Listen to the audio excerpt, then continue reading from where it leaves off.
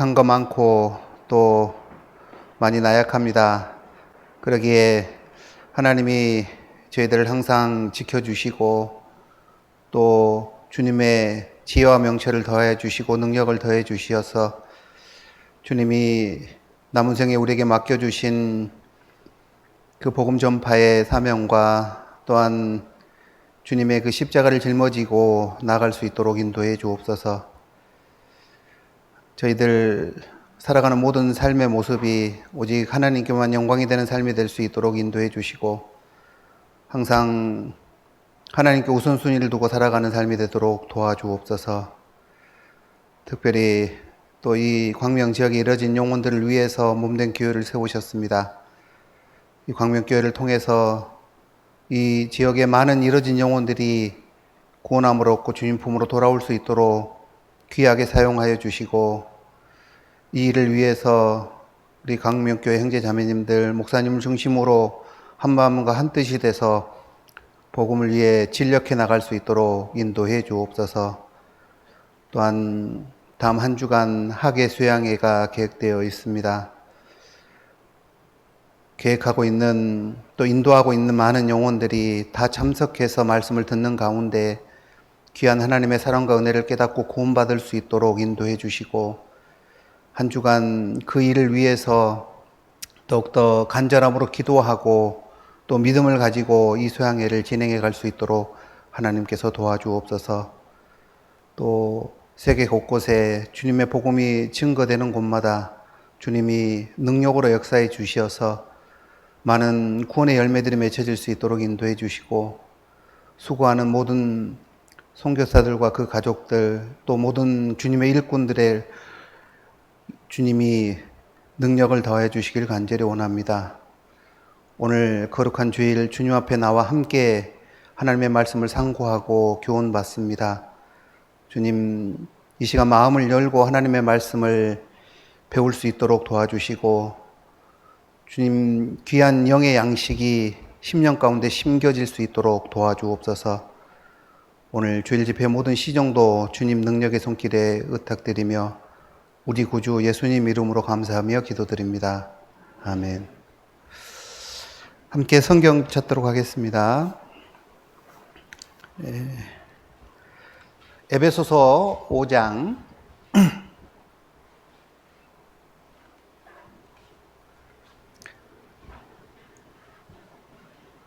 에베소서 5장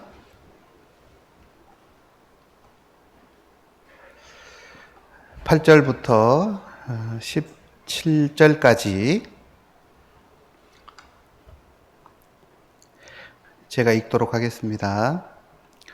너희가 전에는 어두움이더니 이제는 주 안에서 빛이라. 빛의 자녀들처럼 행하라. 빛의 열매는 모든 착함과 의로움과 진실함에 있느니라. 주께 기쁘시게 할 것이 무엇인가 시험하여 보라. 너희는 열매 없는 어둠의 일에 참여하지 말고 도리어 책망하라. 저희의 은밀히 행하는 것들은 말하기도 부끄러움이라. 그러나 책망을 받는 모든 것이 빛으로 나타나나니 나타지는 것마다 빛이니라. 그러므로 이르시기를 잠자는 자여 깨어서 죽은 자들 가운데서 일어나라. 그리스도께서 내게 빛이시리라 하셨느니라. 그런즉 너희가 어떻게 행할 것을 자세히 주의하여 지혜 없는 자같이 말고 오직 지혜 있는 자같이 하여 세월을 아끼라. 때가 악하니라. 그러므로 어리석은 자가 되지 말고 오직 주의 뜻이 무엇인가 이해하라. 잠깐 여기 좀 표시를 해 놓으시고요. 한 구절만 더 찾도록 하겠습니다. 이사야서 60장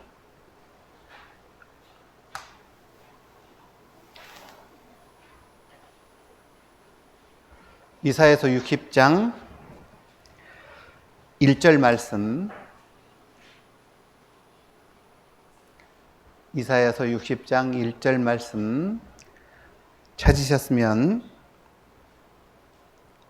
함께 읽어도 되죠? 네, 함께 읽겠습니다. 일어나라 빛을 발하라. 이는 내 빛이 이르렀고 여호와의 영광이 내 위에 임하였음이니라. 반갑습니다. 아까 우리 그 사회를 보셨던 형제님께서 잠깐 교회를 소개해 주셨는데요. 좀 교회 이름이 생소하시죠. 그래서 발음이 잘 안 되셨을 것 같습니다. 또 외국어다 보니까 그러셨을 것 같은데, 저는 칠레 안토파가스타 교회에서 교제하고 있는 강강권 형제입니다. 예, 교회 이름도 어렵고 제 이름도 어렵고, 그래서 정확히 이렇게 발음으로, 이렇게 정확한 발음으로 제 이름을 부르시는 분도 보기 굉장히 힘들고 교회 이름을 말씀하시는 분도 굉장히 보기 드뭅니다. 제가 칠레에 이제 선교를 나간 지가 이제 올해 12월이 되면 딱 7년이 됩니다. 지금 이제 칠레 선교가 시작된 게 한 6년 하고 한 8개월 정도 이렇게 지나는 시점에 있는데요. 아마 그 칠레라는 나라가 남미에 있는 나라라는 정도는 알고 계시리라고 생각이 드는데, 아시죠? 저쪽은 모르시나 봐요. 전혀 반응이 없으신 거 보니까. 굉장히 긴 나라입니다. 칠레가 남북으로, 남에서 북까지 약 4,300km 정도 되는 거리니까요. 아마 서울에서 부산까지 거리 한 10배 정도의 길이를 가지고 있는 아주 길쭉한 나라입니다. 폭은 굉장히 좁고요. 그곳에 이제 하나님께서 6년, 약 7년 전에 복음의 씨앗을 뿌려주셨고, 또 그곳에 이제 복음 전파를 위해서 하나님 교회를 세워주셨습니다. 교회 현재 이제 진행 현황이나 이런 부분들은 제가 설명드려도 잘 사실은 이해하기 어려우실 수 있습니다. 그래서 제가 그냥 간단하게 영상을 좀 하나 만들었습니다. 올해 동계 수련회 때 그 해외 선교지를 소개하는 그때 이제 그 시간이 있었는데 저희 칠레 교회를 소개할 수 있는 기회를 주셔서 영상을 만들었던 게 있는데, 그 영상하고 현재 저희 이제 안토파가스타 교회의 교제 현황이나 이런 부분들을 간략하게 정리해 놓은 영상이 있는데요. 조금 길 수 있지만 한번 보시고 제가 그 교회에 대한 부분을 조금 설명을 드리면 더 이해하시기가 쉬우리라 생각이 들어서요. 먼저 그 영상 보고 나서 잠깐 교회에 대한 소개와 또 기도 부탁을 드리고, 그리고 오늘 읽은 말씀을 중심으로 함께 교훈을 받는 시간을 갖도록 하겠습니다. 방송실 형제님, 혹시 영상 준비되셨으면 좀 틀어주시죠.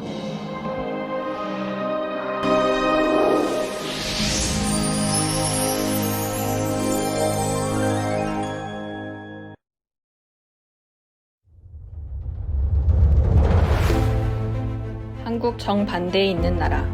남북의 길이가 4,300km에 달하는 세상에서 가장 긴 나라. 남미의 선진국으로 물가는 한국의 약 2배. 극심한 빈부격차로 여러 사회적 갈등에 노출된 나라. 국민의 90% 이상이 하나님을 믿지만 참된 복음은 모르는 나라. 칠레.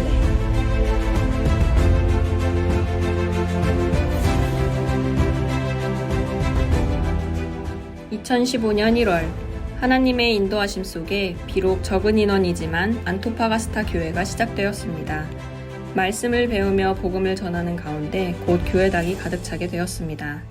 더 넓은 교회당을 위해 기도하던 중 현재 교회당을 임대하게 되었고, 한국교회의 후원과 형제자매인들의 희생을 통해 교회당을 준비하게 되었습니다.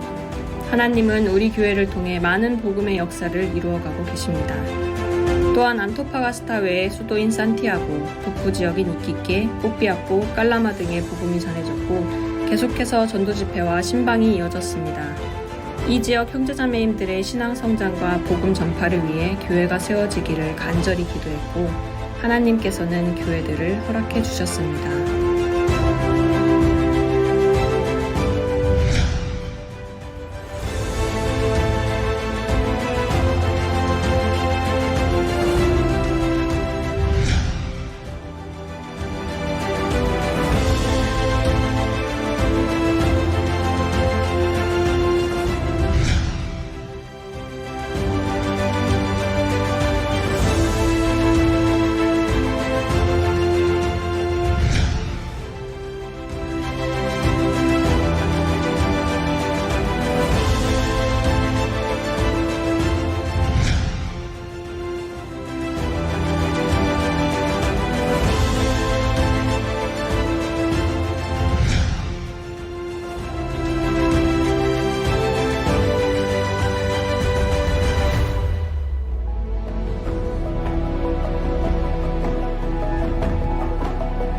언어, 문화, 외형, 모든 것이 다르지만 이곳에도 한국과 동일한 하나님의 복음이 전해졌고 이 복음을 칠레 전역에 더욱 효과적으로 전하기 위해 기도 가운데 학예 수양회를 준비하게 되었습니다. 안토파가스타에서 진행된 1, 2차 학예 수양회를 통해 많은 영혼들이 구원을 받았고 이를 통해 칠레의 더 많은 지역들에 복음이 들어가게 되었습니다. 보다 더 많은 곳에 전도의 문을 열기 위해 3차부터는 교통, 문화 등 모든 것의 중심인 수도 산티아고 근처에서 수양회를 진행하게 되었습니다. 모든 수양회 기간 동안 무더운 날씨에도 불구하고 먼저 구원받은 형제자매님들이 기쁨으로 봉사했고 그 수고와 헌신으로 구원의 역사가 더욱 크게 일어나게 되었습니다.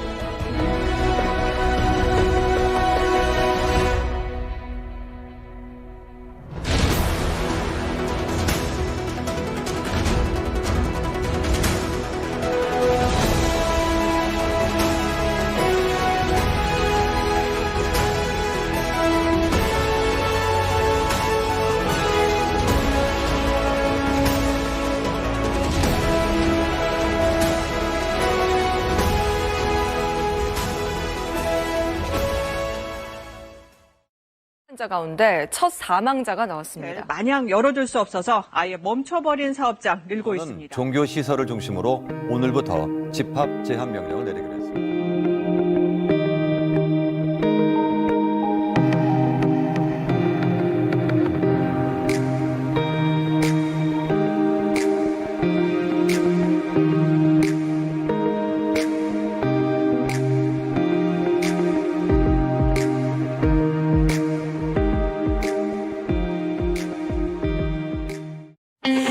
En ti todo es posible, todo lo puedo por la fuerza que me das. Nada es imposible. En ti los ojos se abren, cadenas se rompen. Ahora vivo por fe. Nada es imposible.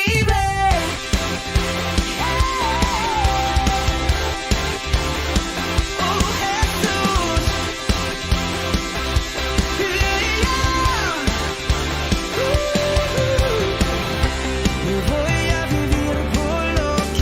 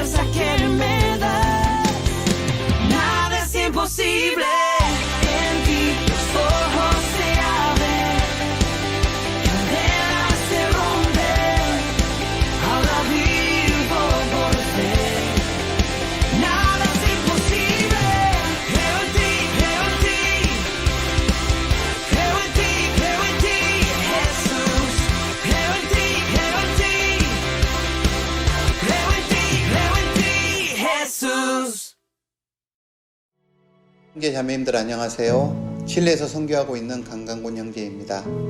이렇게 칠레 교회를 소개할 수 있는 기회를 허락하신 하나님과 한국 교회에 감사드립니다. 방금 영상을 통해 보셨듯이 하나의 밀이 땅에 떨어져 죽으면 많은 열매를 맺는다는 말씀처럼 구원받은 한 가정의 수고와 희생으로 시작된 칠레 선교가 어느덧 6년이 되었습니다. 그동안 하나님의 역사하심과 한국교회의 기도와 후원에 힘입은 칠레 형제 자매들이 복음 전파의 열정으로 많은 수고와 희생 가운데 6개 교회와 여러 선교 지역이 생겨났습니다. 특히 북부 지역에 치우쳤던 복음 전파가 남부 지역에도 시작되어 북부 여러 지역뿐만 아니라 남부 여러 지역에 구원의 역사가 나타나고 있습니다. 앞으로 빠른 시일 내에 칠레 15개 주 모든 중심 도시들의 전도의 전초기지인 교회를 세우는 것을 목표로 전도를 진행하고 있습니다. 그러게 아직도 복음을 전해야 할 곳들과 해야 할 일들이 너무나 많습니다. 그러나 마지막 추수할 시기에 추수할 일꾼이 너무 부족하고 여러 가지 어려움이 따르는 것이 사실입니다. 특히 아직 칠레도 많은 코로나 확진자들이 나오고 있는 팬데믹 상황이어서 전도하는 데 제약이 많이 따르고 있습니다. 그러나 뒤로 물러나는 것이 하나님의 뜻이 아니기에 이 가운데서도 최선을 다해 복음을 전하고 있습니다. 또한 주님이 다시 오실 이 마지막 때에 정상으로 돌아와 이 칠레 땅의 복음의 불길이 활활 타올라 더 많은 이뤄진 영혼들이 주님 앞에 돌아오도록 기도하고 있습니다. 저를 비롯한 모든 선교사들과 우리 형제 자매들은 칠레 어디든 한 영혼이라도 구원받기를 원하는 곳이 있다면 그곳이 안데스 고산지대이든 깊은 시골 마을이든 더 나아가 외딴 섬이라 할지라도 우리에게 주신 이 귀한 완전한 구원의 복음을 들고 달려가고자 하는 준비된 마음으로 살아가고 있습니다. 이곳 칠레 교회가 하나님의 허락하심 속에 한국 교회처럼 교회 성장과 함께 칠레 복음화의 역사가 나타나 우리에게 주신 이 사명을 완수하고 주님 앞에 설 수 있도록 많은 관심과 기도를 부탁드립니다. 감사합니다.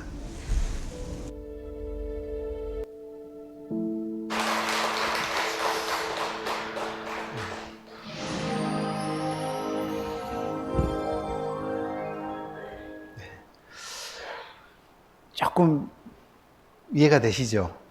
예. 그래서 그래도 다들 관심 갖고 이렇게 시청해 주셔서 너무 감사드립니다.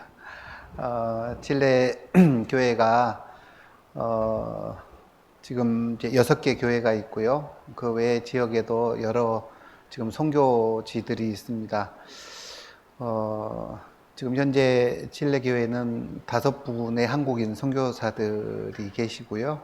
그 다음에 이제 2분의 현지 전도인들이 있습니다. 부족하지만 또 열심히 그 칠레 지역에 이뤄진 영혼들을 위해서 기도하면서 복음을 전하고 있습니다. 저희들 항상 복음을 전하면서 생각하고 있는 것이 어디든 또 어떤 험한 곳이든 주님의 복음을 듣고자 하는 영혼이 있다면 어디든 달려가야 된다라는 그런 마음으로 저희들 열심히 복음을 전하고 있습니다. 저희가 복음을 전하는 가운데 여러 가지 많은 어려움들이 사실 있습니다. 칠레라는 나라 자체가 아까 영상에서도 잠깐 언급됐듯이 남미의 선진국가라고 합니다. 유일하게 또 OECD에 가입되어 있는 그런 나라고 또 하지만 또 빈부의 격차가 굉장히 심하기도 한 그런 나라입니다. 그래서 아마 뉴스를 통해서 보셨겠지만 2년 전 재작년이죠. 칠레 폭동이 일어났던 거 아마 뉴스를 통해서 보셨으리라고 생각을 합니다. 그 갈등이 바로 그 빈부 격차로 인한 갈등이 사실은 잠재되어 있다가 폭발한 그런 사건이었고요. 이제 점점 그것을 개선하기 위해서 지금 노력들을 해나가고 있습니다. 그러나 그것이 일순간에 사실은 변화되지는 않으리라고 생각을 하고요. 빈부 격차가 심하다라는 얘기는 그 칠레가 이제 물가가 굉장히 비쌉니다. 아까도 설명드렸듯이 물가가 비싼데 일반 서민들의 삶은 굉장히 사실은 곰핍한 경우가 많습니다. 그래서 실제로 칠레의 5%의 상위권의 사람들이 칠레 부의 80%를 점유하고 있고요. 나머지 20% 가지고 일반 서민들 또 외국에서 들어와 있는 어떤 이주 노동자들이 이렇게 이제 포션을 차지하고 있는데, 그러다 보니까 굉장히 생활의 격차도 심한 편이고요. 그리고 또 특히 이제 칠레 사람들 같은 경우는 굉장히 자존심도 세고 자부심도 강합니다. 왜냐하면 그냥 남미 테두리 내에서는 가장 잘 사는 그런 나라라고 생각을 하니까 그런 마음들이 있어서 굉장히 좀 교만된 마음도 많이 있고요. 특히 마음이 굉장히 또 강팍합니다. 우리가 한국 교회에서 가끔 그런 얘기 하잖아요. 일본에 전도하기 참 어렵다, 이런 말씀들 많이 하시잖아요. 그런 것처럼 칠레도 사실 전도하기가 썩 그렇게 쉽지는 않습니다. 특히 남자들 같은 경우가 전도하기가 참 어려운데요. 그런 과정 속에서도 하나님께서 모든 전도의 과정 속에 모든 것을 예비하시고 또 그 가운데 능력으로 역사해 주셔서 지금까지 이 전도가 되어져 왔지 않는가 하는 그런 생각을 해 봅니다. 특히 이제 거기도 동일하게 구원받은 형제 자매들 마음속에 정말 주님의 십자가를 짊어지고 주님의 복음을 전하고자 하는 그런 큰 열정을 가지고 계신 형제 자매님들이 사실 많이 있습니다. 그래서 정말 팬데믹이라는 그런 사실 초유의 일이지 않습니까? 굉장히 어려운 시기임에도 불구하고 계속 우리 형제 자매님들과 교제하는 것이 이 상황이 있다고 해서 우리가 뒤로 물러나서는 되지 않겠다라는 그런 교제를 많이 하고 있습니다. 그래서 이 어려운 상황이라 할지라도 그리스도인에게 있어서는 앞으로 전진하는 것, 나아가는 것, 이것만이 남아있는 것이다라는 교제를 많이 합니다. 그래서 사실 좀 위험하기도 하고 어려운 그런 과정이 있지만 저희들 멈춰서지 않고 계속해서 복음을 위해서 이렇게 진력해 나가고 있습니다. 이 팬데믹 상황이 한국보다는 사실은 굉장히 칠레가 참 어렵습니다. 확진자들도 많이 나왔었고요. 제가 6월 말에 들어왔습니다. 좀 사정이 있어서 좀 장시간 제가 여기 한국에 지금 머무르고 있는데, 그때만 해도 하루 확진자가 6,000명에서 7,000명 정도 나왔었거든요. 근데 이제 칠레 인구가 1,900만 밖에 되지 않습니다. 그런데 6,000명, 7,000명이면 사실 엄청난 숫자고요. 실제적으로 6,000명, 7,000명이라고 해도 그 인원이 정확히 사실 파악된 숫자는 아니고요. 예를 들면 이제 한 집안에 누군가 확진이 한 명 되면 4명의 가족이 있는데 한 명이 확진되면 한국은 확진된 사람이 있으면 다 검사하지 않습니까? 가족들까지. 그런데 칠레는 그 확진된 사람 한 사람만 검사해 줍니다. 그리고 그 집을 이제 14일간 격리시키죠. 그리고 숫자는 그 사람 한 사람만 포함이 되는 거예요. 그러다 보니까 실제적으로 그 감염자들의 숫자가 한 3배 내지 4배 정도 된다라고 그렇게 저희들은 이제 생각을 합니다. 그리고 이제 14일 지나면 바로 그냥 이제 또 자가 격리가 해제되고 난 이후에 우리는 또 한국은 또 확인 검사하지 않습니까? 칠레는 확인 검사도 하지 않습니다. 그냥 증상 없으면 다 나은 것. 그렇게 하고 그냥 편안하게 이렇게 다니게 합니다. 그러다 보니까 더 확진자들이 많이 이렇게 양산되지 않았는가 하는 그런 생각을 하는데요. 그러다 보니까 사실 밖에 나와서 뭔가 활동을 한다는 것 자체가 굉장히 사실 위험을 감수하고 해야 될 그런 상황이었습니다. 하지만 우리 형제 자매님들이 그 과정 속에서도요, 저희들 1년 한 반 정도 이렇게 이제 그 시간이 지나가고 있는데, 교회에 모일 수 있는 기간은 한 2개월 정도밖에 없었습니다. 중간에 한 달 정도 작년 11월 달에 모이다가 확진자가 또 급증해서 못 모이게 되고, 그리고 또 이제 올해 지금 이제 6월 말 7월부터 시작을 해서 이제 교회에서 좀 모이고 있거든요. 그런데 이제 전체적으로 다 모일 수 있는 건 아니고 그 제한 인원이 있어서 저희도 여기도 이제 격주로 이렇게 모이신다고 말씀드렸는데 저희도 이렇게 격주로 이렇게 순번을 정해서 지금 모이고 있는 그런 상황입니다.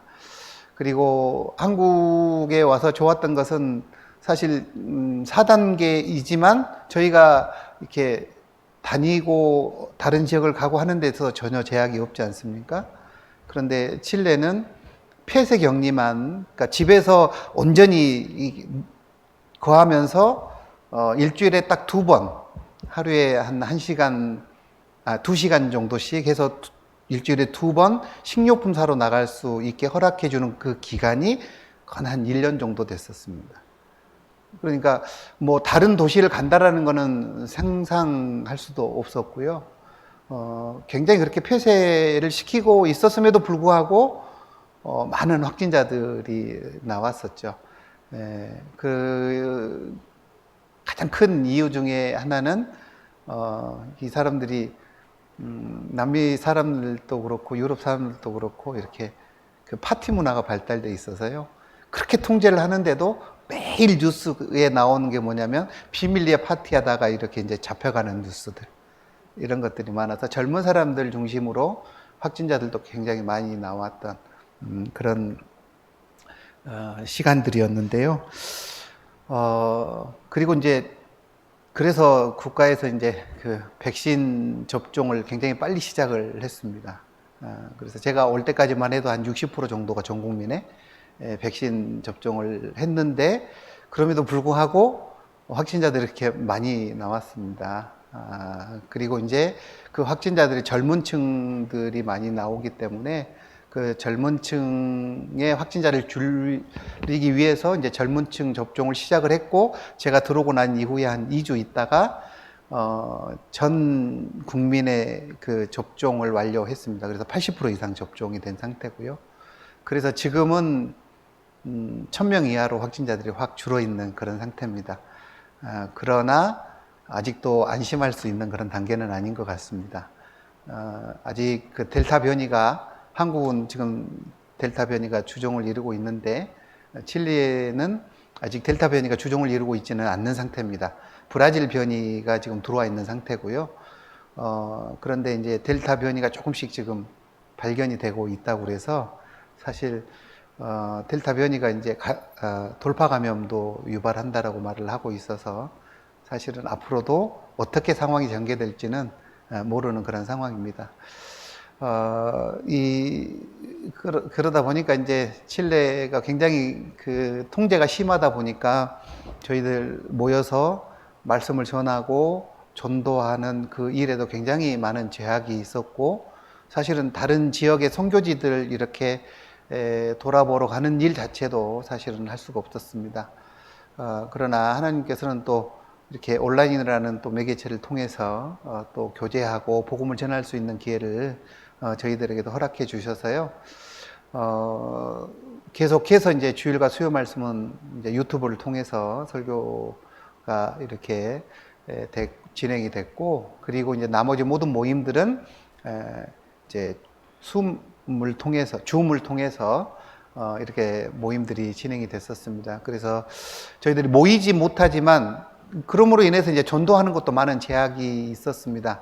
하지만 우리 형제자매들과 교제하는 가운데 이것이 또한 기회일 수 있다라는 교제를 했습니다. 그래서 그간 가족들을 전도하는 데 있어서 시간이 없어서 바빠서 뭐 이렇게 핑계대는 분들, 이제 꼼짝없이 집에 있어야 될 상황이니까요. 그래서 이제 가족들 중심으로 빨리 전도를 좀 하자라고 이렇게 교제를 해서 그 기간 동안에, 이 팬데믹 기간 동안에 우리 형제 자매님들 가족분들이 사실 많이 좀 구원을 받으셨습니다. 그래서 이제 핑계댈 게 없으니까, 그래서 꼼짝없이 앉아서 말씀을 같이 듣고 또 구원을 받고, 또 구원 받으신 분들 직접 만나서 상담은 못하지만 줌으로 상담하고, 그리고 이제 중간중간에 조금씩 풀리는 기간들이 있습니다. 그 격리가. 그러면 또 이제 나가서 신방하고, 그런 일들이 진행이 됐었고요. 그리고 그 과정 속에 이제 우리 형제 자매님들이 이제 또 표대 격리가 되다 보니까 직장을 이렇게 나갈 수가 없는 상태가 되고 직장을 잃게 되는 형제자매님들이 많아서 사실 경제적으로도 굉장히 어려운 형제자매님들이 많이 있었습니다. 그래서 이제 아마 우리 광명교회 형제자매님도 많이 참여하셨으리라고 생각을 하는데 해 성도 돕기 헌금 그때 해주셨잖아요. 그래서 저희 칠레도 5차례에 걸쳐서 이렇게 지원을 해주셨는데 저희는 이제 처음 한 차례 이렇게 지원을 받았습니다. 지원을 받고 그걸 통해서 한국교회 형제자매님들의 사랑이 또 한국교회도 힘들지만 해외 성도들을 위해서 희생하고 또 헌금해 주시는 그 사랑을 또 우리가 함께 나누는 그런 시간들이 돼서 정말 감사했었고요. 그 다음부터는 이제 우리 형제자매들과 교제하는 가운데 우리 스스로가 우리 지체들을 돌아보는 일을 했으면 좋겠다. 그래서 한국에 후원 받는 것은 이제 더 어려운 지역, 더 힘든 곳에 사용하실 수 있도록 하고 이제부터는 우리가 하자 그래서 2차 때부터는 이제 그 한국의 지원을 받지 않고 자체적으로 형제자매님들이 헌금하고 또 구역별로 회별로 그리고 교회적으로 이렇게 나눠 가지고 지체들 이렇게 돌아보는 어려우신 분들 돌아보는 일들을 진행을 했었고요. 그리고 죄송합니다. 제가 코로나 걸린 건 아니고요.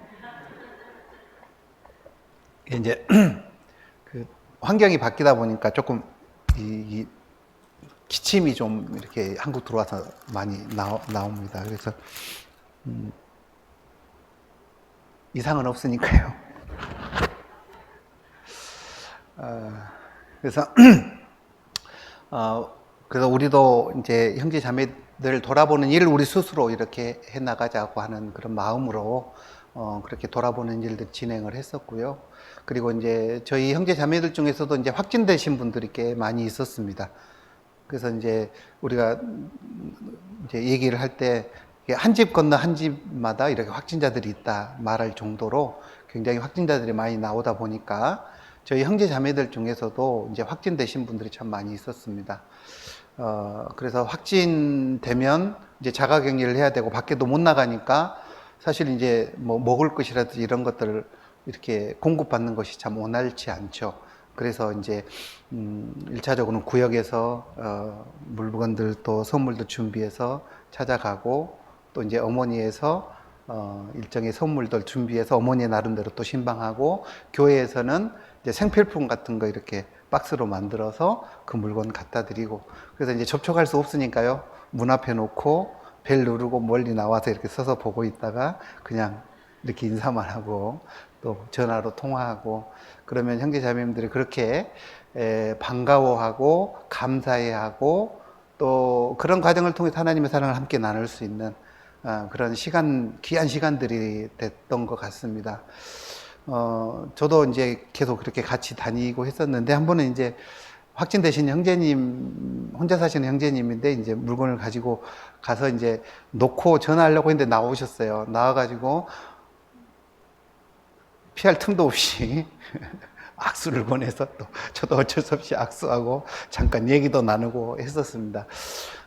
사실 굉장히 위험할 수 있는 그런 부분이었는데 그 과정이 사실은 저뿐만 아니라 우리 형제자매님들이 그 봉사하시는 형제자매님들, 임원 형제자매님들은 많이 사실은 접촉을 할 수밖에 없는 그런 상황들이었는데 다행히 그래도 교회 안에서 접촉하신 분들은 그렇게 확진이 되지 않고 또 하나님께서 지켜주시고 보호해 주셨습니다. 그러면서 그분들이 계속 하시는 얘기가 사실 저희는 위로를 드리기 위해서 갔었거든요. 왜냐하면 이렇게 코로나에 걸린 것도 굉장히 무서울 것이고 또 격리된 상태로 되면 또 마음도 많이 좁아지고 힘들 텐데 그래서 그런 마음들을 조금이나마 위로해주고 또 이제 사랑을 나누기 위해서 저희들은 간 것이었는데 오히려 더 씩씩하게 저희를 맞아주시고 또 그분들이 이제 갔을 때 기도 부탁하는 그래서 누구누구를 전도하려고 한다 또 가족들 전도하려고 한다라는 그런 간증을 듣고 오히려 1호로 갔다가 저희가 더 힘을 받고 돌아오는 그런 시간들이었었거든요. 그러다 보니까 우리 임원들도 더 힘을 내서 복음을 전하고 그리고 또 더 힘을 내서 봉사할 수 있지 않았는가 하는 그런 생각을 해봅니다. 특히 저희 이제 어머니의 이모들 중에는 이제 아이들이 온라인으로 이제 수업을 듣는데요. 이제 물건들 준비하고 하는 과정 속에 이제 교회를 나와야 되니까요. 아이들 데리고 교회 나옵니다. 그리고 아이들은 이제 교회당에서 공부하게 하고 본인은 나가서 또 뭐 물건 사고 구입해서 가지고 오고 그리고 그 물건 가지고 또 신방 다니고 하는 그런 일들을 이렇게 쭉 하는 모습을 보면서 제가 물어봤습니다. 이거 애들도 그렇고 너무 위험하지 않겠느냐고 괜찮겠느냐고 자 이렇게 제가 질문을 하니까 그 자매님 딱 첫 마디가 그 말이에요. 그 이제 스페인어를 쓰거든요. No importa 이러더라고요. 그건 중요치 않다. 확진돼도 하나님이 지켜주실 것이고 물론 이제 조심은 하지만 주님의 일이 먼저기 때문에 그런 건 하나도 무섭지 않다라는 그런 얘기를 들었습니다. 그게 너무나 제 입장에서도 감사했고 또 형제 자매님들에게도 다른 지체들에게도 많은 힘을 주는 그 한마디였지 않는가 하는 그런 생각을 해봅니다. 그 과정을 보면서 우리 구원받은 그리스도인들 특히 오늘 읽었던 말씀처럼 하나님의 빛을 받은 자들은 결코 어둠 가운데 머물러 있을 수는 없다라는 것을 다시 한번 크게 마음속에 새겼습니다. 그래서 빛을 가진 자들은 마땅히 오늘 읽었던 말씀이죠. 이사야서 60장 1절 말씀 일어나라 빛을 발하라 이는 내 빛이 이르렀고 여호와의 영광이 내 위에 임하였습니다. 그래서 어둠 가운데 머물러 있다면 우리는 안주하고 또 그 어둠 속에서 더 하나님의 빛에서는 멀어질 수밖에 없었을 텐데 일어나서 빛을 발하기 위해서 수고하고 애쓰고 힘쓰는 그런 모습들을 보면서 그들 가운데 정말 하나님의 빛이 계속해서 비춰지고 있다라는 그런 생각을 하게 됐습니다. 하나님은 해로 비유되지 않습니까? 그 하나님의 비춰지는 해가 세상에 빛 대신 예수님을 통해서 초림으로 우리에게 구원의 빛이 비춰진 거지 않습니까? 그런 것처럼 우리도 그 빛을 받았고 그 빛을 받았기 때문에 마땅히 우리가 해야 될 일은 그 빛을 발하는 것, 그 빛을 비추는 것, 그것이 우리가 해야 될 마땅한 모습일 것 같습니다. 생명의 빛 대신 예수 그리스도께서 천하고 천한 이 땅에 오셔서 어두운 가운데 살아가다가 영원한 흑암의 멸망으로 끌려갈 수밖에 없는 그 불쌍한 영혼들에게 빛을 비춰주셨습니다. 요한복음 1장 9절에 있는 말씀처럼 참 빛, 곧 세상에 와서 각 사람에게 비추는 빛이 있었나니 그랬는데 그 참 빛으로 오신 분이 바로 예수 그리스도시지 않습니까? 우리는 정말 어두운 죄로 말미암아 영원히 멸망받을 수밖에 없는 그런 영혼들이었습니다. 그 영혼들에게 이 생명의 빛이 비춰졌고 그리고 그 빛을 받은 자들은 이제 평강의 길로 인도함을 받고 나가게 된 거지 않습니까? 그렇다면 그 빛을 받은 우리는 그 빛을 계속해서 바라는 것이 우리가 해야 될 일이죠. 달이 해로부터 빛을 받아서 지구를 환하게 비춰주듯이 우리도 하나님으로부터 지속해서 빛을 받아서 그 빛을 비추는 역할을 해 나가는 것이 우리들의 마땅한 모습이라고 생각을 합니다. 그 빛을 우리는 받았기 때문에 그 빛을 받은 자라면 마땅히 그 빛을 발해야 되겠죠. 그래서 처음 우리 읽었던 말씀 한번 다시 찾아보겠습니다. 에베소서 5장 8절 말씀.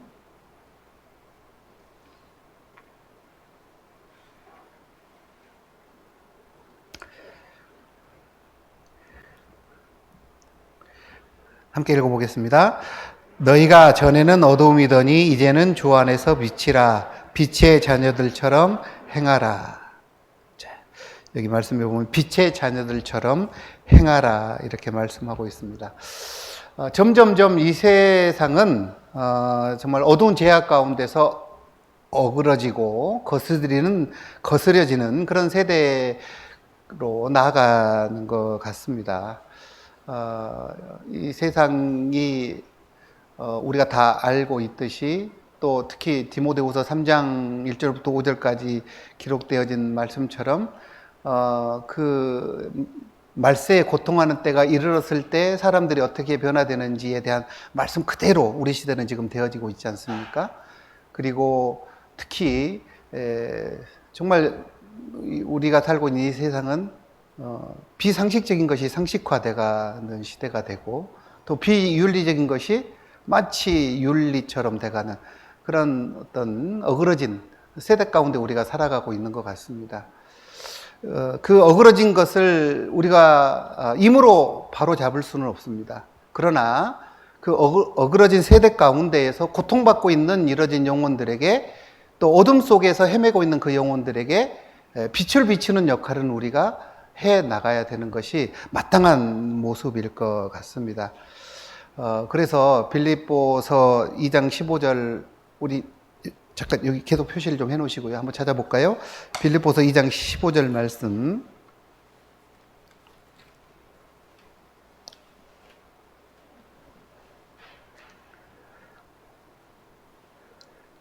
찾으셨으면 제가 읽겠습니다.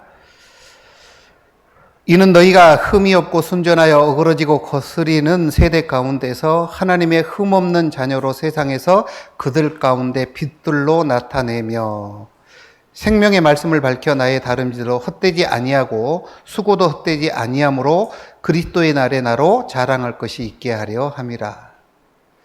자, 여기 보면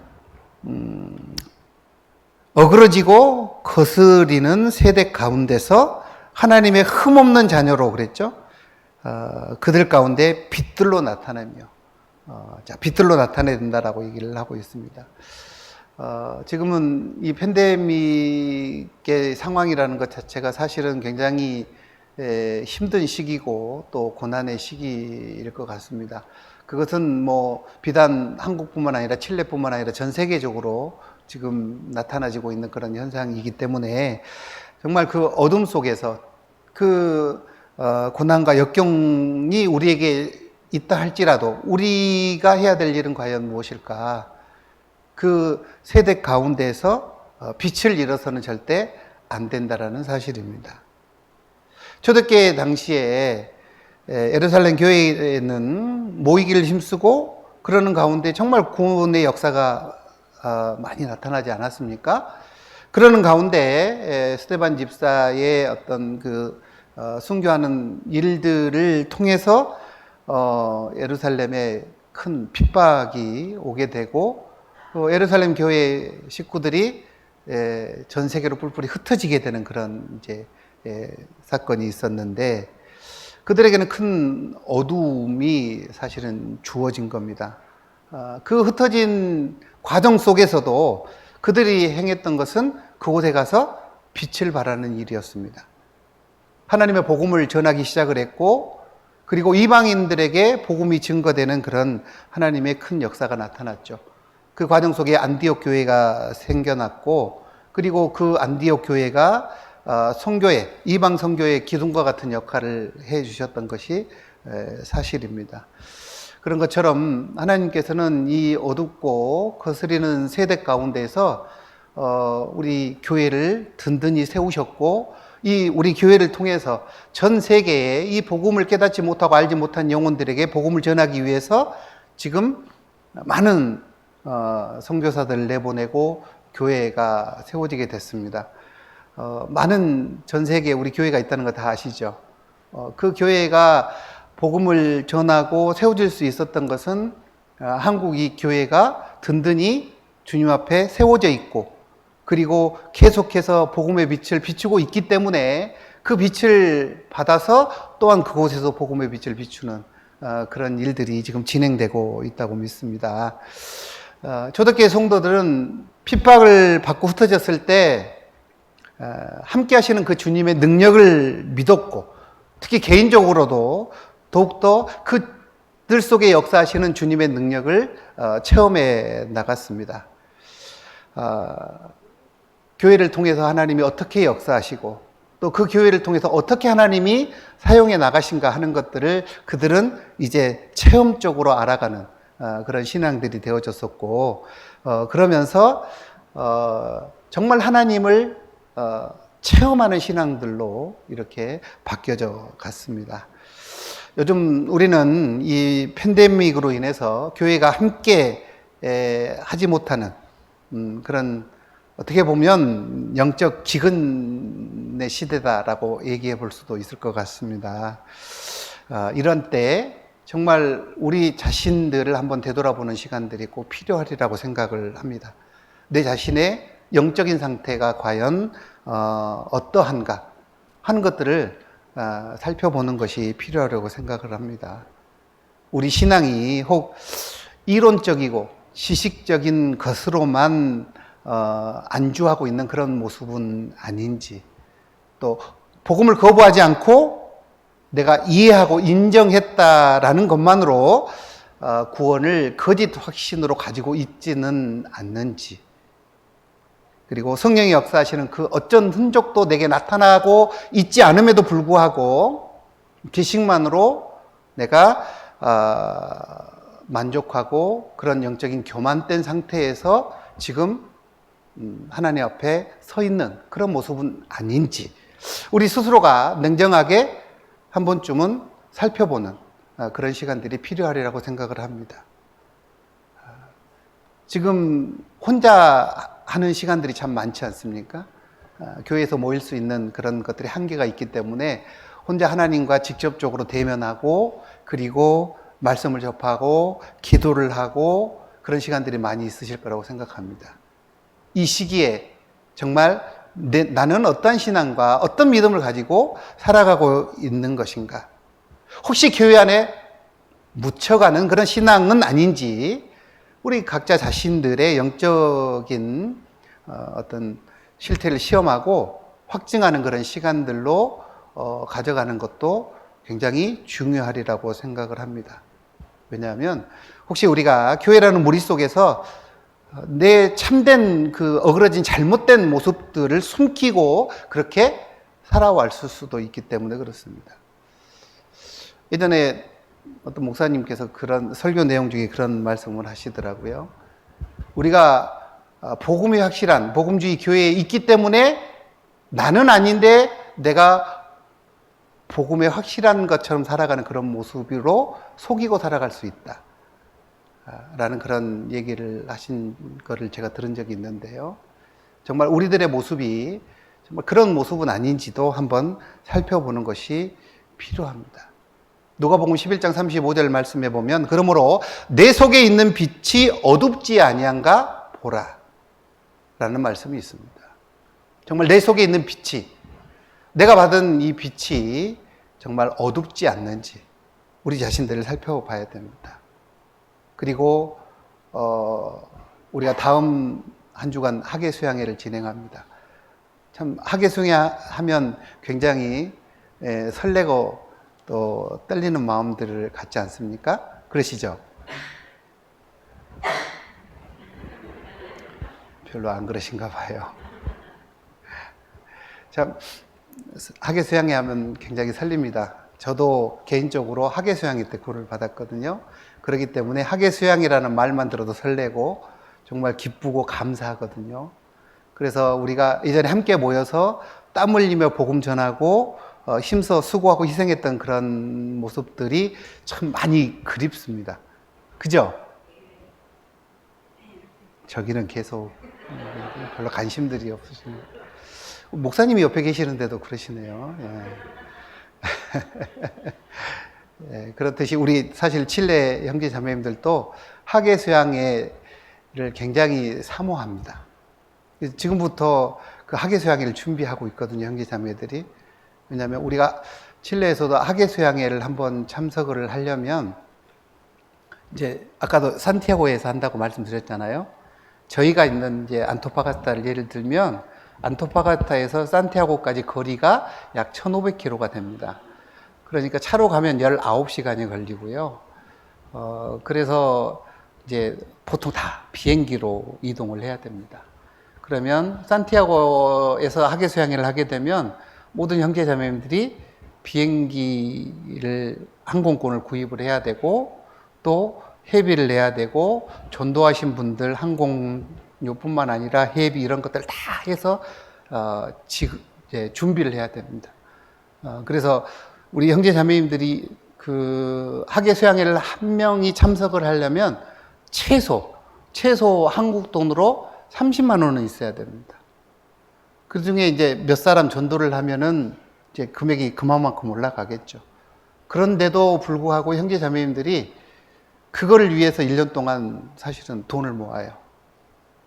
돈을 모아서 전도할 사람들 미리 명단을 작성하고 그리고 기도를 합니다. 기도를 하고 일정이 언제 이렇게 됩니다. 그러면 우리 미리 이제 항공권을 끊어놓지 않으면 비싸지니까요. 전도할 사람들 것까지 싹 항공권을 구입을 해놓습니다. 그리고 기도를 합니다. 함께 가게 달라. 그래서 하계 수양회는 항상 우리에게는 물질의 희생이 들어가고 하지만 반드시 가야 할 곳, 또 반드시 전도를 해야 될 곳, 그것으로 여기고 하계 수양회를 준비해 가고 있습니다. 물론 그 모든 것은 또 한국교회에서 하는 것을 보고 배워서 그렇게 지금 하고 있거든요. 그런데 이제 한국도 작년에도 그랬고 올해도 그렇고 지금 이제 수양가는 지금 정말 복음을 전하기 위해서 엄청 이렇게 지어놨는데 함께 모이지 못하고 있어서 너무 안타까우실 거라고 생각을 하는데, 저희도 사실은 이제 올 2월 달에 하계 수양회를 했는데 이제 거기도 팬데믹이다 보니까 모이지 못하고 저희가 온라인으로 한국처럼 진행을 했습니다. 그러면서도 이제 전도를 그때 전도하려고 모시고 가려고 했던 분들 전도를 열심히 했거든요. 열심히 해서 아까도 이제 나왔듯이 작년에 2월 달에 이제 저희도 하계 수양회를 했었고 바로 팬데믹 전에 하계 수양회를 했습니다. 그때 약 430명 정도가 모여서 수양회를 했고요. 그리고 이제 올해 들어서 2월 달에 이제 한 560명 정도 접수를 해서 온라인으로 하계 수양회를 진행했는데, 물론 이제 온라인의 특성이 있기 때문에 몇 분이 참석하셨는지는 잘 모릅니다. 그러나 많은 분들이 함께 참여를 하셨고 또 그 가운데 많은 분들이 또 구원을 받으셨습니다.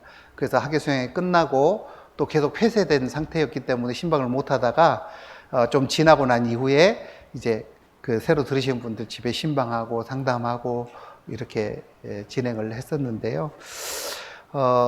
그 수양회를 통해서 한국 교회도 마찬가지지만 저희들도 기존에 구원받은 형제 자매들이 다시 한번 그 구원의 즐거움을 회복하는 그런 귀한 시간들이 됐었고요.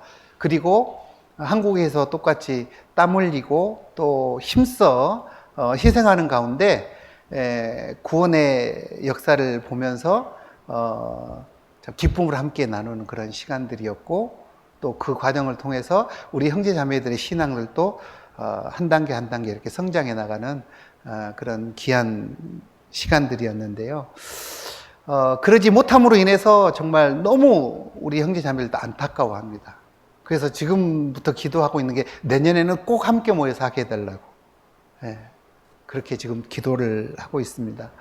그걸 보면서 정말 우리에게 주어졌던 그 신앙생활의 자유가 또 원 없이 제약 없이 복음을 전하고 함께 교회가 할 수 있다는 것이 얼마나 귀중하고 소중한 것인가 하는 것들을 다시 한번 이렇게 생각해보고 또 중요하게 마음속에 새기고 있는 그런 시간들입니다. 아마 우리 광명교회 형제 자매님들도 그런 마음들을 가지고 계시리라고 생각을 합니다. 함께 모여서 복음을 전하고 또 형제 자매들이 함께 교제하고 찬양하고 또 우리 가운데 능력으로 역사하고 계시는 그 주님의 행하심을 함께 나눌 수 있다는 것, 그게 정말로 귀하고 소중한 겁니다. 아마 그런 부분들이 얼마나 우리에게 크나큰 축복인가 하는 것들을 새삼 이런 팬데믹을 통해서 느끼고 계시리라고 생각을 합니다. 그런데 한편으로 생각해 보면 또 어떤 분들은 야, 집에서 하니까 너무 좋다 라고 이렇게 안주해버리는 그런 분들도 없지 않아 있으실 거라고 생각을 합니다. 그렇다면 정말 그런 마음을 가지고 계시다면 우리는 우리 자신들의 신앙을 살펴봐야 돼요.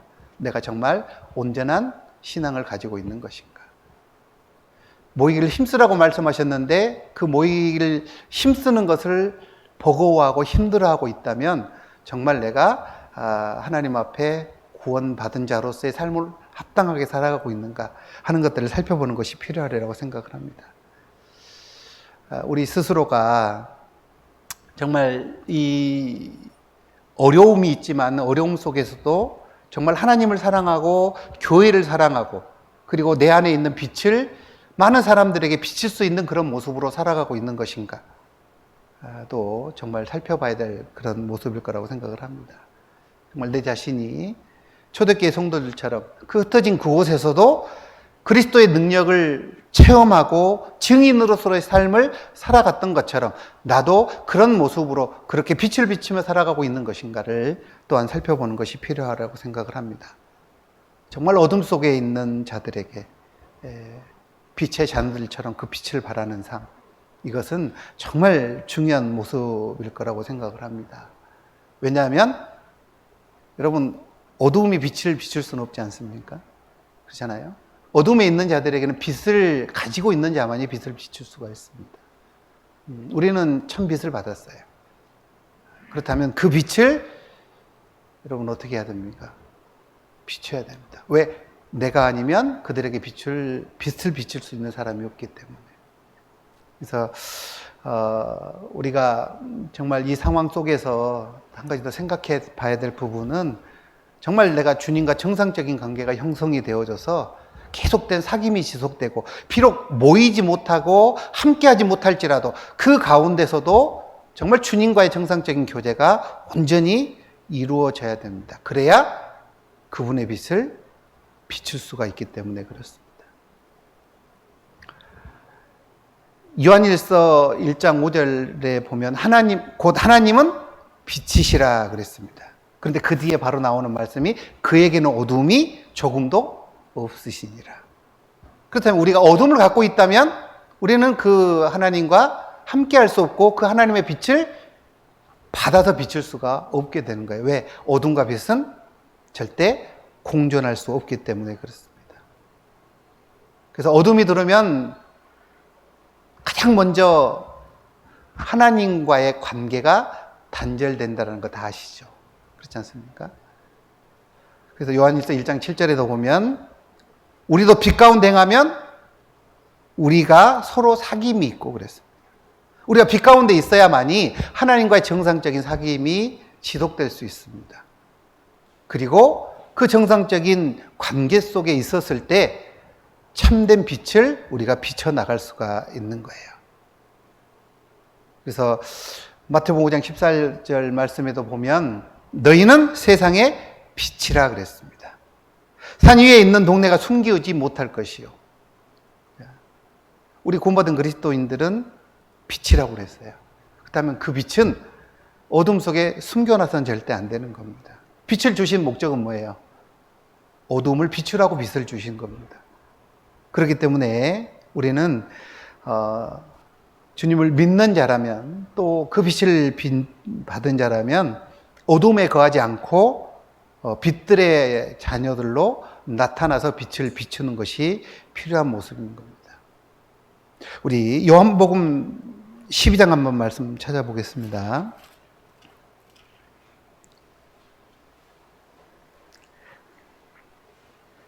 요한복음 12장 46절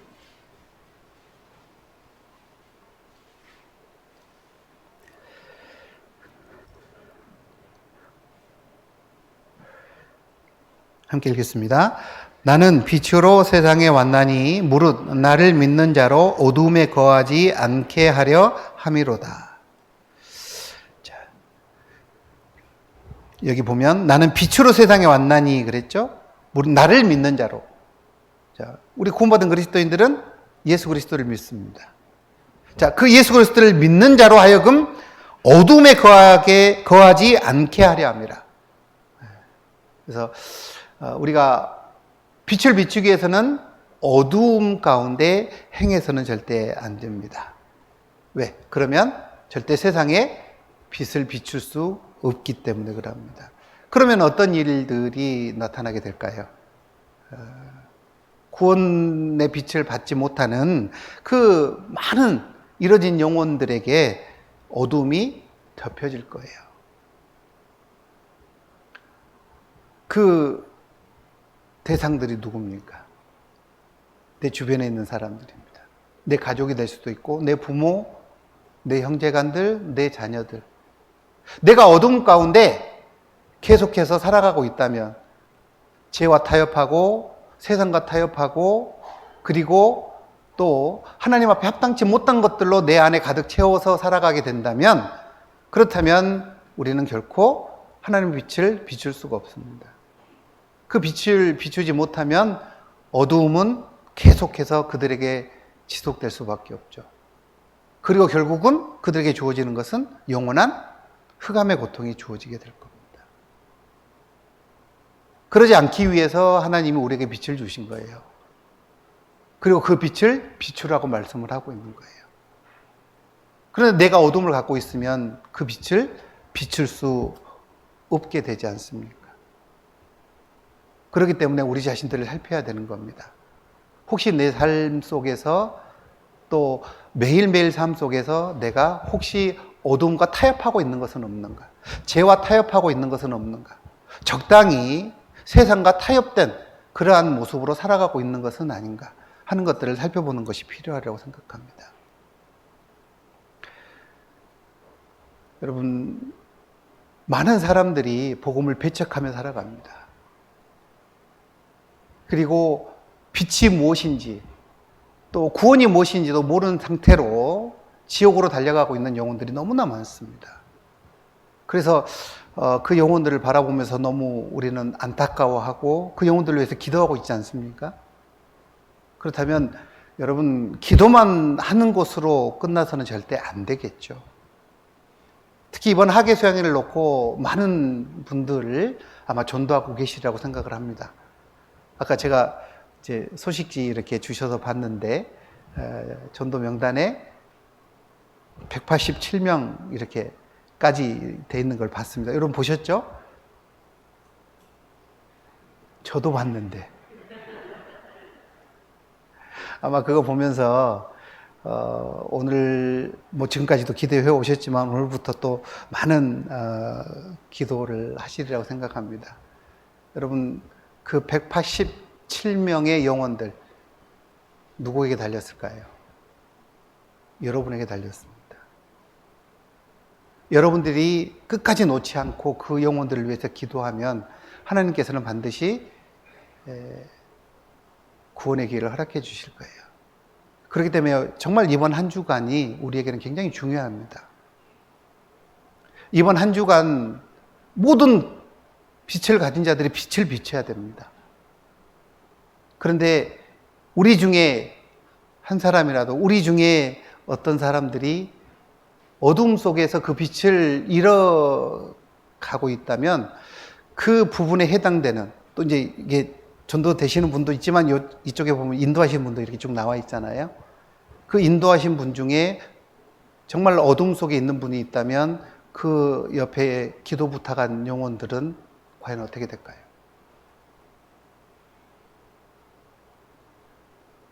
구원받기 어려울 수 있지 않겠습니까? 그죠? 정말 그래서는 절대 안 되리라고 생각을 합니다. 우리가 학예 수양에 모여서 할 때에는 사실 재질 시간이 없잖아요. 그곳에서는. 그죠? 그러니까 더 간절히 기도가 되고 또 더 교제하고 그분들 마음을 사고 그분들이 더 열린 마음으로 말씀 들을 수 있는 환경이 되는데 이 온라인으로 진행되는 이 학예 수양회는 어떨까요?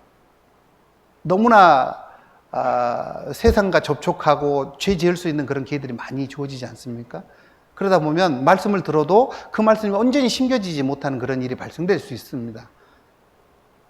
그런데 그분들만의 문제가 아니죠. 우리들도 마찬가지 똑같이 그런 위험적인 요소에 노출될 수밖에 없다는 사실입니다.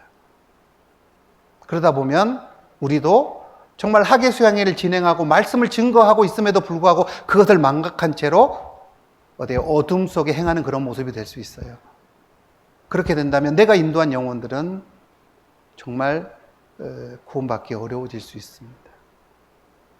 물론 우리의 모든 삶 자체가 어둠에서 벗어난 삶을 살아가야 되겠지만은 이번 한 주간은 특히 정말 더 조심해야 됩니다. 마치 살얼음 위를 걸어가는 사람들처럼 자칫 잘못하면 어떻게 되죠? 빠지게 돼 있죠. 생명의 위험이 다가올 수 있습니다.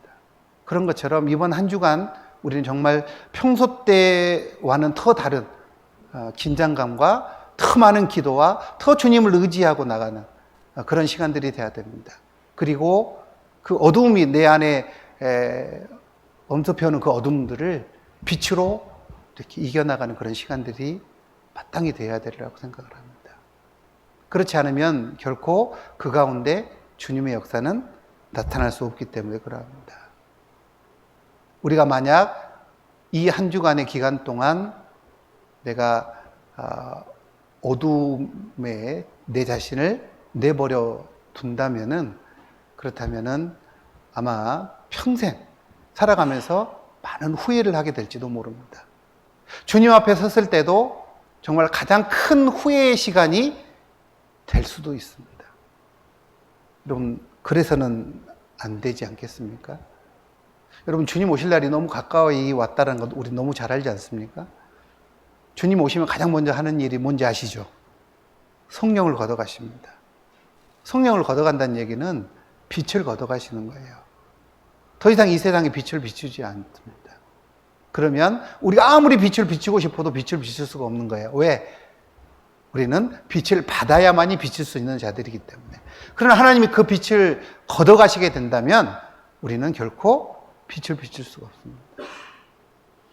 여러분, 그 기회들이 너무나 가까이 다가온 그런 시대에 우리는 살아가고 있습니다. 구원받은 사람이라면 그 사실을 너무 잘 알고 있죠. 그렇다면 우리가 어떤 모습으로 과연 살아가야 되는가? 이거 너무나 중요한 문제 아니겠습니까? 에베소서 아까 처음에 읽었던 말씀 다시 한번 돌아가 보면요. 에베소 5장 15절, 16절 말씀에 보면 그런즉 너희가 어떻게 행할 것을 자세히 주의하여 지혜 없는 자 같이 말고 오직 지혜 있는 자 같이 하여 세월을 아끼라. 때가 악하니라. 여러분, 여기에 보면 지혜 있는 자가 나오고 지혜 없는 자가 나오죠. 자, 지혜 있는 자가 누구고 지혜 없는 자가 누군지 다 아시죠? 지혜 없는 자는 하나님의 지혜가 없는 자들, 구원받지 못한 자들이죠. 그들은 하나님의 계획을 잘 모릅니다. 계속해서 그들은 공중의 권세 잡은 자 마귀에게 이용당하고 또 마음이 마귀에게 사로잡혀 있기 때문에 이 시대가 어떤 시대인지를 사실은 분별하지 못하고 살아가지 않습니까? 그러나 구원받은 그리스도인들은 지금이 어떤 시대인지 시기를 분별하며 살아가는 자들입니다. 왜? 하나님의 지혜가 우리 안에는 있거든요. 그래서 악한 자들은 아무것도 깨닫지 못하되 오직 지혜 있는 자는 깨달으리라. 다니엘서 12장 10절에 그렇게 말씀하셨죠. 그래요. 악한 자들, 구원받지 못한 자들은 아무것도 깨닫지 못합니다. 그러나 구원받은 우리들은 그것을 깨닫고 알고 있죠. 정말 우리가 살고 있는 시대가 어떤 시대인지. 여러분, 우리가 살고 있는 시대가 어떤 시대입니까? 정말 세상 마지막 시대지 않습니까? 예전에 이한 목사님 설교하실 때 그 말씀 하셨어요. 분명 이한 목사님이 말씀하실 때 내가 살아있는 동안 주님이 오실 것이라는 확신을 갖고 있습니다. 이 말씀 들어보셨죠? 네. 근데 보니까 이제 이한 목사님도 연세가 많이 드셨잖아요. 그죠? 그런 거 보면, 그래도 오해는 하지 마시고요. 그런 거 보면 정말 주님 오실 날이 너무 가까이 와 있습니다. 성경 말씀에 나와 있는 마지막 시대의 징조들, 성경 강연회 때마다 계속 그 시대의 징조들에 대한 그런 내용들이 업그레이드 되고 있지 않습니까? 그죠? 네? 안 그래요? 이 전도 집회 때 이렇게 마지막 시대 징조 설명할 때 새로운 뉴스들, 새로운 내용들 자꾸 설명 많이 하시죠? 예? 예? 예. 보니까 우리 정무창 목사님이 잘 안 하시나 봐요, 그런 내용들을. 예? 우리 뉴스 볼 때마다 깜짝깜짝 놀라지 않습니까? 어떻게 저런 일이?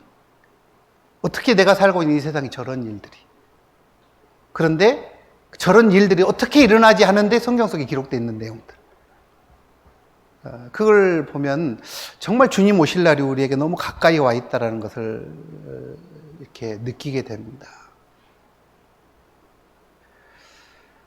마지막 때 이루어질 성경 속에 기록되어 있는 징조들은 다 이루어진 시대에 살아가고 있습니다, 우리가. 그리고 실제적으로 7년 환란 속에 있을 일들이 우리 시대에 준비가 다 되어진 그런 시대에 우리가 살아가고 있습니다. 세상에 불법이 성행하고 사랑이 식어지고 또 사람들의 모습을 보면 정말 구원 안 받은 사람도 그 말 하잖아요. 말세다, 말세. 이런 거 들어보셨죠? 구원 안 받은 사람들도 그런 말을 해요. 그렇다면 구원받은 우리들은 하나님의 말씀, 그 지혜의 말씀을 통해서 봤을 때 정말 시대가 단축되어졌다는 걸 느낍니다. 얼마 있지 아니하면 이 세상은 정말 더 큰 어두움으로 쌓일 그런 시대가 될 겁니다. 왜? 빛을 걷어가시게 되니까. 그렇다면 우리는 그 시기를 알고 있는 자들입니다. 알고 있는 자라면 우리는 어떤 모습으로 살아가야 될까? 이방인들은 그것을 알지 못하기 때문에 그냥 세상에 젖어서 살아가고 있지만 우리 구원받은 그리스도인들은 그것을 알고 있음에도 불구하고 만약 우리가 모르는 자들과 같은 동일한 삶의 방식, 동일한 죄 가운데 살아가고 있다면 정말 그런 사람은 하나님의 지혜가 없는 사람일 겁니다. 세상에 마지막이 온다라는 것을 알고 있는 자라면 마지막 시대를 살아가는 자의 모습으로 변해야 되는 거예요. 우리 그런 말 많이 하잖아요. 그 계주의 마지막 주자는 어때요? 죽을 힘을 위해 다 해서 달리잖아요. 그렇지 않습니까? 그런 것처럼 우리도 이 복음의 마지막 주자들입니다. 그렇다면 전력 진주해야죠. 남은 힘을 다 쏟아야 됩니다. 간혹 봉사하다 보면 지칠 때도 있고 힘들 때도 있습니다. 그래서 이제 우리 제가 있는 안토파가스타 형제 자매들, 특히 임원들도요, 이렇게 일을 하다 보면 제가 이제 이렇게 쉬는 것을 못 하거든요. 그래서 일을 막 많이 만들어냅니다. 만들어내서 일하게 하고 하면 막 피곤하고 힘들어해요. 그러면 이제 우리 어머니 임원들 가끔 그런 얘기, 목사님 우리 언제 쉬어요? 그러더라고요. 언제 쉬어요? 그래서 제가 그랬어요. 구원받은 그리스도인은 쉬는 게 없습니다. 그랬어요. 제가 예전에 이제 전도이 막 돼서 들어왔는데 어떤 그 목사님이 그러시더라고요. 서모 목사님이라고요. 그분이 그리스도인들에게는 휴고는 있어도 휴가는 없습니다. 그 말씀을 하셨는데 그 말씀이 아직도 저는 마음속에 새겨져 있어요. 구원받은 그리스도인들에게는 휴가가 없다. 쉬는 것이 없다. 그래서 제가 우리 형제 자매들에게 그런 얘기를 합니다. 우리 쉬는 것은 주님 앞에 가서 쉬고 지금은 죽으라고 일하자고. 그러면 좀 이제 물론 뭐 저한테 항의하려고 하는 말은 아니에요. 그냥 이제 힘들고 지치니까 조금이라도 좀 쉬어보자고 이제 웃으면서 하는 얘기인데 그 말을 하면 이제 그 말이 쏙 들어가요. 그러면서 이제 그 다음엔 그래요. 이제 좀 피곤하고 힘들면 우리 하나님 앞에 가서 쉬어야죠. 이제 자매들이 그런 얘기를 합니다. 네, 그래요. 쉬는 것은 우리는 세상에서 쉬는 게 아니에요. 쉬는 것은 어디 가서 해야 될까요? 주님 앞에 가서. 이 세상에 있는 동안에는 어떻게 해야 될까요? 정말 부지런히 빛을 비추고 다녀야 됩니다. 여러분, 복음의 빛을 비추기 위해서는 앉아서 빛을 비출 수는 없지 않습니까? 부지런히 돌아다녀야 돼요. 부지런히 다녀야 됩니다. 여러분, 팬데믹이라고 해서 사람들이 안 죽는 거 아니잖아요.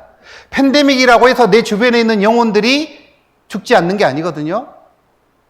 언제 죽을지 몰라요. 언제 지옥으로 끌려갈지 몰라요. 그런데 팬데믹이니까 위험하니까 쉬어야지. 앉아 있어야지. 팬데믹이니까 못해. 여러분, 그러면 그 영혼들은 어떻게 되죠? 아마 지옥으로 가게 될 거예요. 여러분, 그렇게 돼서는 안 되지 않습니까? 그렇죠? 슬기로운 자는 재앙을 보며 숨어 피하여도 어리석은 자는 나가다 해를 받는다 그랬어요. 재앙이 올 것을 알고 있다면 대비를 해야죠. 그죠? 구원받은 그리스도인들이 그 7년 환란이 주님의 심판의 때가 온다는 것을 알고 있다면 우리는 대비를 해야 돼요. 그 대비하는 게 뭡니까? 한 영혼이라도 그 심판의 길에서 건져내는 것. 그것이 우리가 해야 될 모습입니다. 그렇기 때문에 그 시를 알고 있는 우리들은 어떻게 해야 돼요? 더 근신하고 더 깨어 있어야 되는 거예요. 그리고 그 영혼들을 주님 앞에 인도하기 위해서 계속해서 움직여야 됩니다. 여러분, 전도는 입만 가지고 하는 거 아니라는 거 다 아시죠? 그죠? 네? 복음을 행하는 것은 발로 뛰는 거예요, 발로. 말만 가지고 되는 게 아닙니다.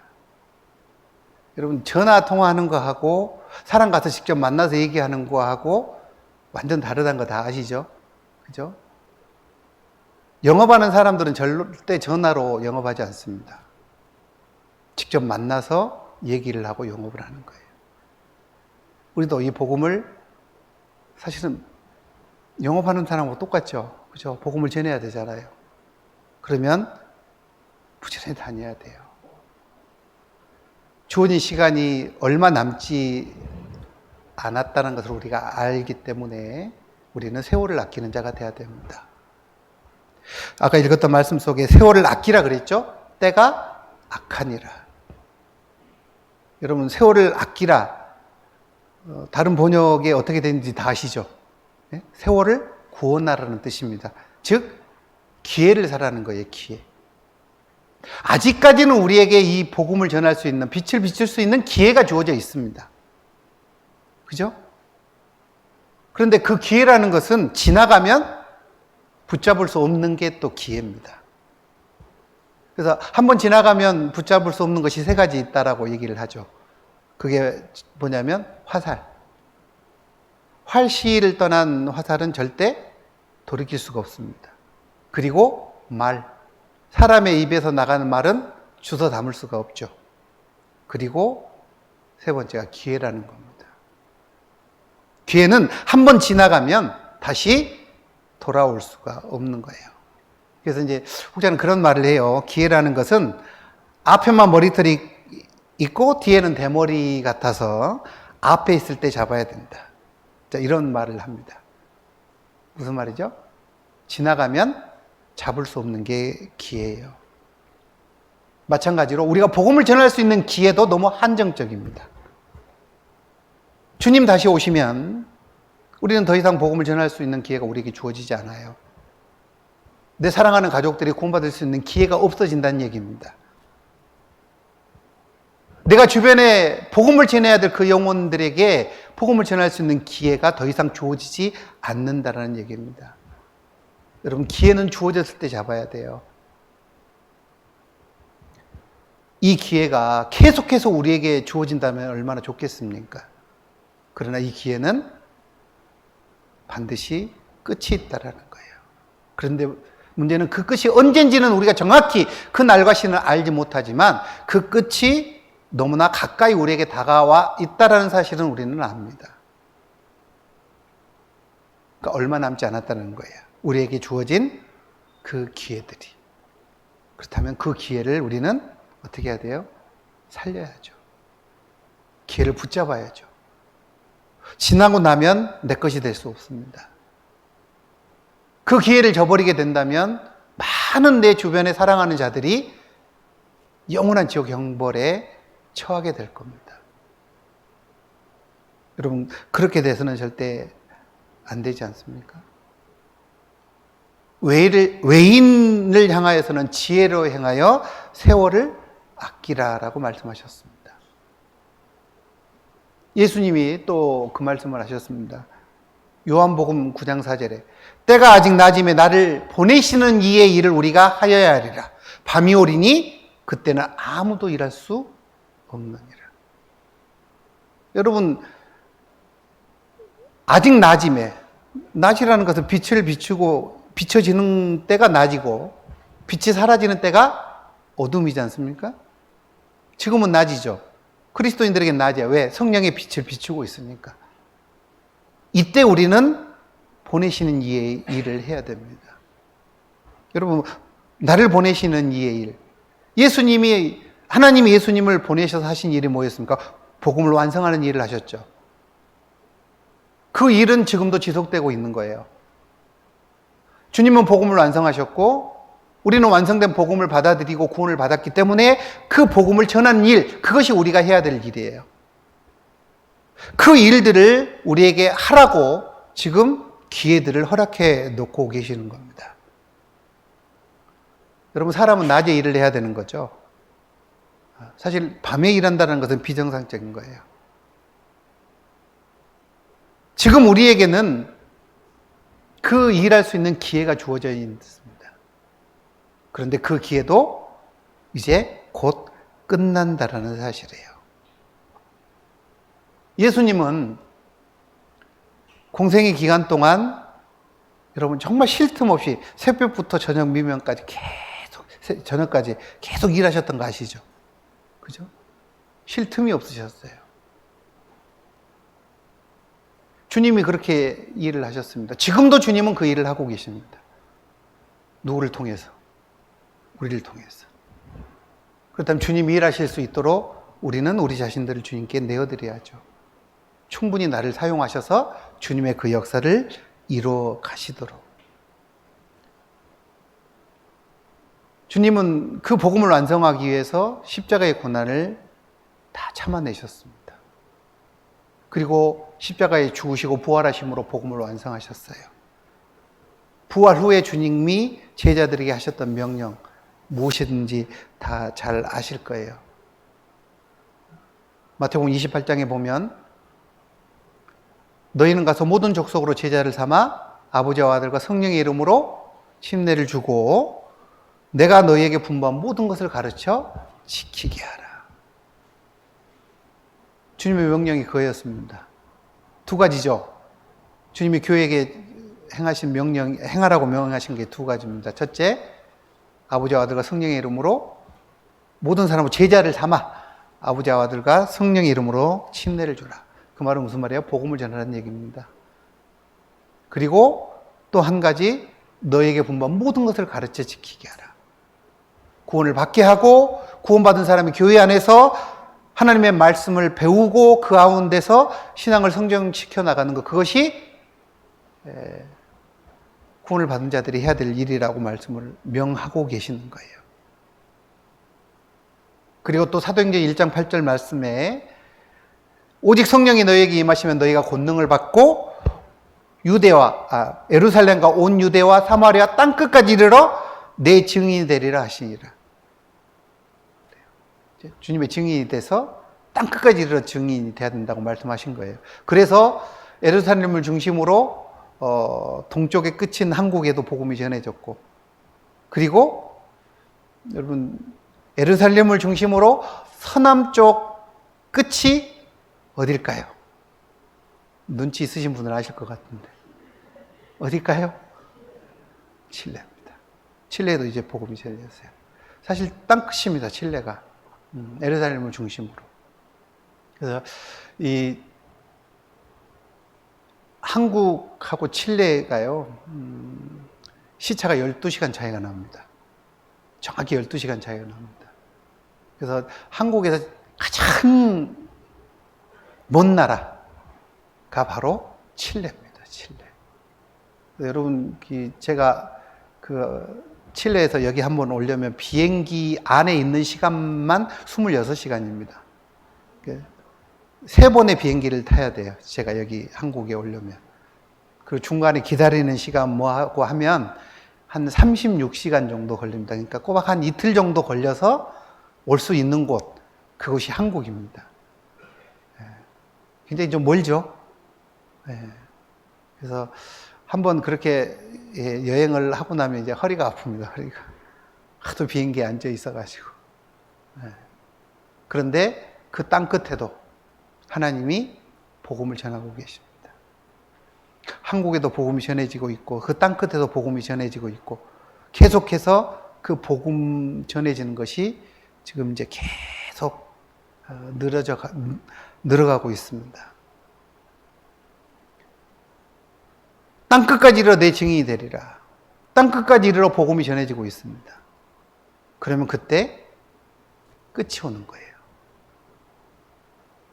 그래서 저희는 선교사님도 그렇고 우리 칠레 형제자매들은 생각합니다. 예루살렘에서 서남쪽 끝인 이 칠레의 복음이 다 전해진다면 하나님이 이 세상을 끝내실 거라고. 근데 복음이 들어갔잖아요.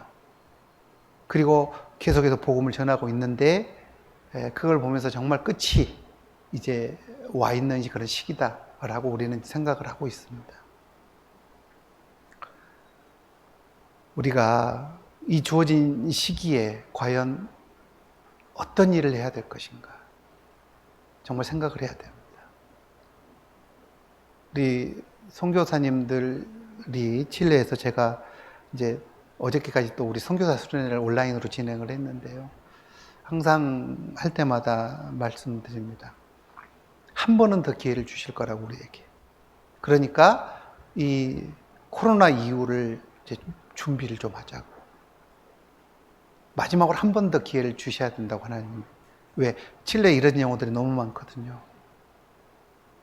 제가 칠레에 가서 느꼈던 것이 정말 사람들이 하나님 말은 많이 합니다. 뭔 말만 하면 하나님 얘기해요. 왜냐하면 하나님 믿는다고 하는 사람이 80% 이상이니까요. 칠레가 이제 그 스페인 식민지였기 때문에 캐톨릭 문화가 있습니다. 그래서 어릴 때부터 자기들 하나님 믿는 사람들이라고 얘기를 해요. 그래서 전 인구의 한 75%가 캐톨릭이고요. 나머지 17% 정도가 또 개신교들입니다. 근데 개신교가 하나님의 말씀 올바로 전한 교회는 제가 지금까지 발견하지는 못했어요. 칠레에서. 다 오순절 계열의 교회들입니다. 그들 만나서 얘기해 보면요. 진정한 복음을 알고 있는 사람이 하나도 없어요. 영원한 속죄, 완전한 구원의 복음을 알고 있는 사람들이 없습니다. 그렇게 많은 사람이 하나님의 이름을 부르고 있음에도 불구하고 진리가 무엇인지를 모르고 하나님이 어떤 분인가를 모릅니다. 그러니까 그들 볼 때마다 정말 안타깝고 불쌍해요. 왜? 하나님의 이름은 부르고 있지만 하나님 이름 부르다 지옥 갈 수밖에 없는 그런 상황 속에 있는 사람들이기 때문에. 그렇기 때문에 정말 우리는 마음이 바빠요. 왜? 한 사람이라도 더 구원받아야 되기 때문에. 그래서 어느 곳이든지 자우디가 말씀 전해달라고 하는 데가 있으면 우리 물불 가리지 않고 달려가자. 계속 그렇게 교제합니다. 할 게 너무 많아요, 사실은. 아까도 제가 영상 속에 언급했듯이 칠레에 15개 주가 있습니다. 그 15개 주의 중심 도시에 교회를 세우는 게 1차 목표입니다. 그래서 그 교회들이 세워지면 그 교회들을 중심으로 주변에 있는 도시들에 복음이 전해지기 하기 위해서 지금 하고 있습니다. 현재 6개 교회가 세워졌는데요. 앞으로도 10개 주에 더 교회가 세워져야 됩니다. 그러니까 지금까지 해온 일보다는 해야 될 일들이 더 많은 그런 상황인데, 그런데 지금 시간이 얼마 남지 않았기 때문에 마음이 바빠요. 마음이 바쁘고 해야 될 일이 너무 많아요. 물론 여기도 한국도 마찬가지일 겁니다. 한 사람의 영혼의 가치가 너무나 크기 때문에, 그죠? 그 영혼의 가치, 이 세상 어떤 것과도 바꿀 수 없는 정말 가치 있는 존재잖아요. 그죠? 한 사람의, 한 영혼의 가치는 얼만큼 될까요? 계산할 수 있을까요? 그 가치는 무한될 겁니다. 예수님이 말씀하신 대로 이 천지는 없어집니다. 태양도 없어질 겁니다. 그러나 영혼을 소유한 사람들은 없어지지 않습니다. 그런데 그 영혼이 귀하다는 것을 안다면 우리가 어떤 것에 포커스를 맞추고 살아가야 될까? 당연히 그 영혼들의 포커스를 맞추고 살아가야 되는 게 당연한 겁니다. 그 영혼들을 건지기 위해서, 그 영혼들을 사랑하고 그 영혼들이 하나님 앞에 나오게 하기 위해서 사실은 내 일생 모든 것을 걸어야 되는 게 맞는 거예요. 그러지 않습니까? 왜? 내가 이 세상에서 얻으려고 하는 것들, 노력해서 내 손에 쥐려고 하는 것들과는 비교할 수 없이 귀하고 소중한 것이 영혼들이기 때문에 그 영혼들을 위해서 우리는 더 많은 사실은 투자를 해나가야 됩니다.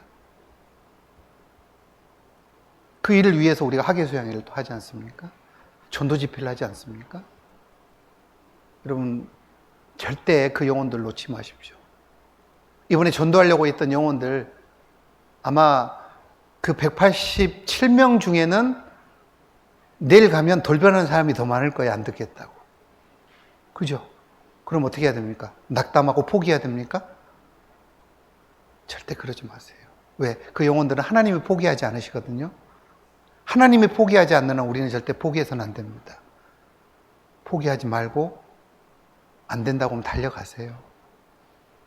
어떻게든지 그 영혼들이 말씀 들을 수 있도록 기도하고 나가셔야 됩니다. 여러분이 믿음이 있으셔야 됩니다. 여러분. 듣는 사람의 믿음도 물론 구원받기 위해서 중요합니다. 그러나 인도하고 있는 사람들의 믿음이 정말 중요하다는 거 우리는 성경을 통해서 교훈받지 않습니까? 가버나움의 중풍병자가 어떻게 나았습니까? 예수님이 그를 고쳐주고 영혼을 구원해 주셨죠? 뭘 보시고요? 그 사람을 메워온 사람들의 믿음을 보시고 그렇게 했다고 되어 있습니다. 그 사람들의 믿음이 어떤 믿음이었습니까? 주님 앞에 데리고만 나가면 그 사람은 나을 수 있다라는 믿음이 있었습니다. 그러니까 그들에게는요, 그 많은 운집된 사람이 문제가 안 됐습니다. 환경이 문제가 안 됐습니다. 방법을 찾았죠. 옥상을 뚫었잖아요. 그리고 주님 앞에 상에 매달아 그 사람을 내렸습니다. 어떻게든지 어떻게 했어요? 주님 앞에 모시고 나온 거예요. 왜요? 믿음이 있었거든요. 주님 앞에만 나오면 이 사람 구원받을 수 있다. 나을 수 있다는 믿음. 여러분 우리가 전도할 때 가져야 될 가장 중요한 믿음일 거라고 생각을 합니다.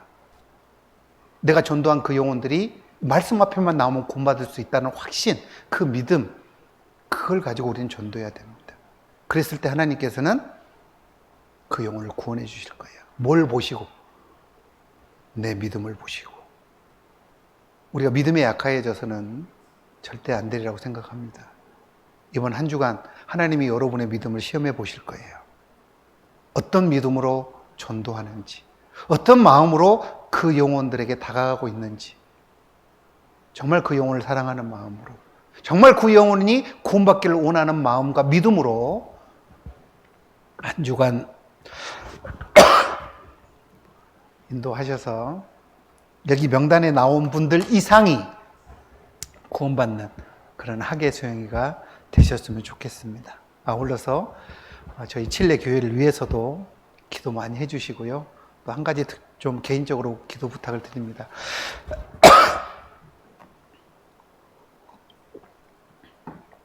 우리 집안에서 유일하게 구원 못 받으신 분이 한 분 계십니다. 그게 이제 우리 형님이시거든요. 다른 식구들은 다 구원 받았어요. 형님 자녀들도 다 구원을 받았고, 그런데 우리 형님과 지금 형수님만 구원을 못 받았습니다. 그래서 내일 이제 제가 학예수양회 말씀 들으러 가기로 약속이 돼 있습니다. 근데 아직까지도 많은 관심은 없어요. 관심은 없는데 애국에서 와가지고 온다고 하니까 지금 오라고 그런 상태입니다.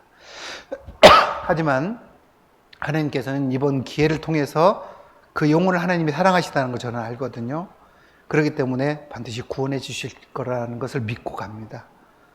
여러분 위해서 기도하실 때 조금 덤으로 올리셔가지고 기도를 해주시면 구원받으시라고 생각합니다. 이번 학예 수양회가 주님의 큰 구원의 결실들이 맺어지는 그런 수양회가 되셨으면 좋겠고요. 우리 모든 그리스도인들이 이번 한 주간 정말 일어나서 빛을 발하고 그리고 끝까지 긴장의 끈을 놓지 않고 학예 수양회에 함께 진행했으면 좋겠습니다. 잠깐 기도하고 마치겠습니다.